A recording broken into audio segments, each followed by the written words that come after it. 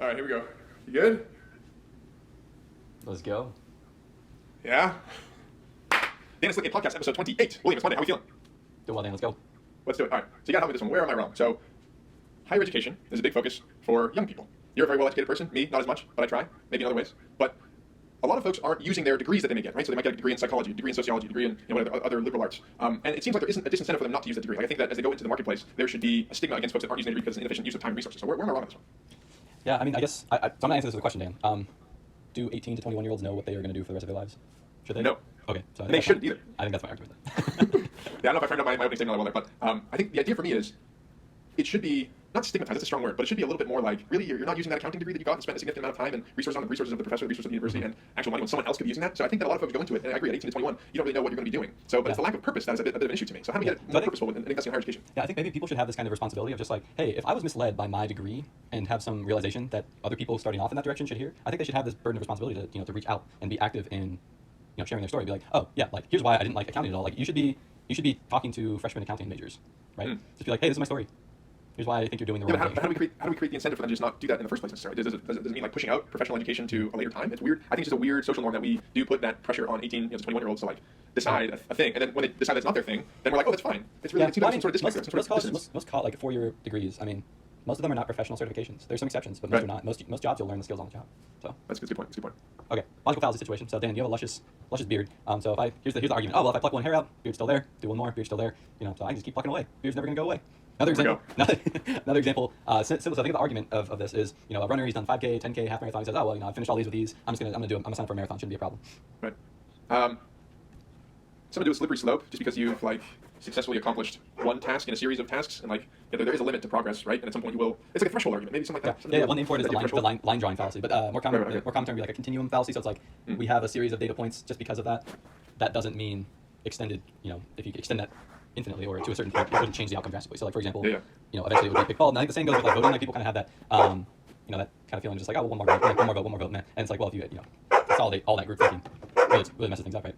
That's right, man. What's your dog's name? Was it Roosevelt? It reminds me, going back to higher education, it reminds me of the early philosophical argument. I think it's from like Parmenides or something. Like two objects could go in the same direction, could never truly pass each other. So it's like if you have like an arrow fired and an arrow that was right behind it, it would never truly pass it because like in each moment there's never like the capacity. Yeah. It's kind of like there's a woman walking and the bus is going twice as fast, and like the woman knows, oh well, in 1 second I'll go this far, bus will go this far, and then she knows that if they're approaching an asymptote, they're not actually right. The asymptote, right? Yeah.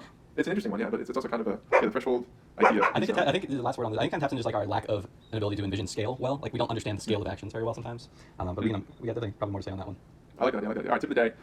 This is going to seem remedial, but it's very important for all the folks that need to get their ideas out. This actually doing this little our Dana Slick podcast has been a great exercise for me in getting a lot of my thoughts out, but just writing them down on a daily, weekly, monthly basis, and then checking back on them, a week or two later. And sometimes you're like, wow, that's a terrible idea, Dan. What the hell are you thinking? And sometimes there's other ones that are like that kind of make it through the gradient, and then they come on the show. So write your ideas down, folks.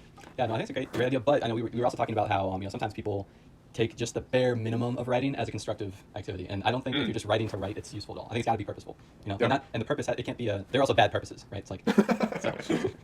Tell me more about bad purposes. That's interesting. Okay, so like for example, if your purpose of writing is to write down your thoughts, thoughts are bananas. I think if your thought is to review your past week's best ideas, that's like a more specific purpose. But if you're just like, oh, I want to write down my thoughts, like that's not really a purpose. It's kind of like instructions, but not a purpose. It's kind of busy work. Yeah, no, I like that. That's good. Yeah, we were talking a little bit before about like the fallacy of the journal, but the flaws with the idea of just dear diary and journaling. It's like, it can be purposeful if you do it correctly, but then it can just be a total time suck if you're just like writing down stream of consciousness, like, oh, I felt this at 2:22 p.m. and then like you don't remember it. I guess it could be fun to look back on it a couple years later, but it's not really a good use of time in the moment. Yeah, I know some people swear by that kind of stuff though, and honestly, I haven't like given it a real deep try, so I don't know. Maybe I should explore it some more. But no, I definitely like the idea. If you have a very like it's a certain type of thought, it's a certain category of thought where you actually spend some time with it. It's not just exactly. It's not transactional things you're keeping down. It's like a little thought that is like building up, like, and then you kind of can vet it that way. And then like that's what I was talking about earlier with the tip. Like sometimes you go back and like, well, that's actually an interesting idea. Let's keep building off of that. That's what we want to focus, folks. We gotta pause again because your headphones died.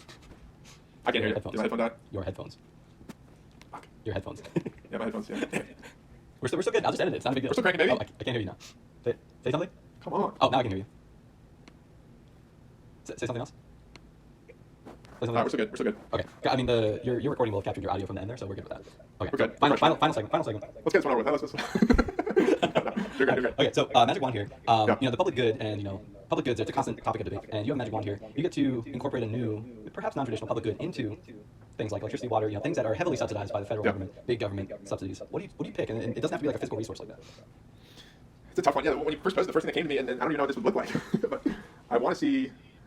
I mean, the first thing is like, how do we create an environment where folks are more, have more of an aptitude for health and well-being and increasing their own personal health and well-being. So like anything to do with food quality or like sleep. I think sleep is something that's incredibly underrated. I don't know how you could subsidize sleep, but like create incentives for sleep. Like, oh, you sleep X amount of time, then you get this. Like I don't really know, but I think that could be interesting. I think the water analogy is big because I mean, if you think about, I mean, obviously there's some like glaring exceptions to this. Like think of Flint, Michigan. But the general expectation of what tap water should be like that people are using and drinking is like the variation is not that great. Between like the very best of the best and like the average water. And I feel like that should probably be the same case with like the food people have available within a certain radius of their home. Yep. But is that the case? Like completely free market? It's like so weird. It's like so weird. Yeah, with food, it's just the food deserts is definitely an issue when it's like 100%. Yeah. When if folks don't have access to don't have anywhere to buy So vegetables within there. So Dan's big controversial program though was sleep. I hear this. So the government paid for my bed. Ooh. What's I could be pitched on that idea, dude. I could be fucking pitched on it. I think that if people get more sleep, they're more likely to have higher quality of life, be less reactive, and be less like emotionally tied to something. They think more rationally if they have higher amounts of sleep. So like, I don't know how to create that incentive. That's a segment for another time. But I don't know. I didn't really hear your answer. I kind of gave you my. I don't know, Dan. That's why I was asking you. Yeah, you think I know this shit? You must have an idea. You posed the magic wand. If you could support some sort of program. Speaking off the cuff. I guess, the main thing I was thinking about is just like we have kind of this fixed mindset of what public goods can be. And in kind of like an age of abundance and technological, basically crazy levels of, whatever you can imagine is basically like, we could probably eventually get there. Yeah. Like go to Mars. Like, that's something that's like, someone's just like, I want to do that. And we could do it. I know. I like that you're thinking about it proactively because we need to think about it now because we're ideally going to get there, not that far away. Like in our lifetimes, we could get to some place that was totally different.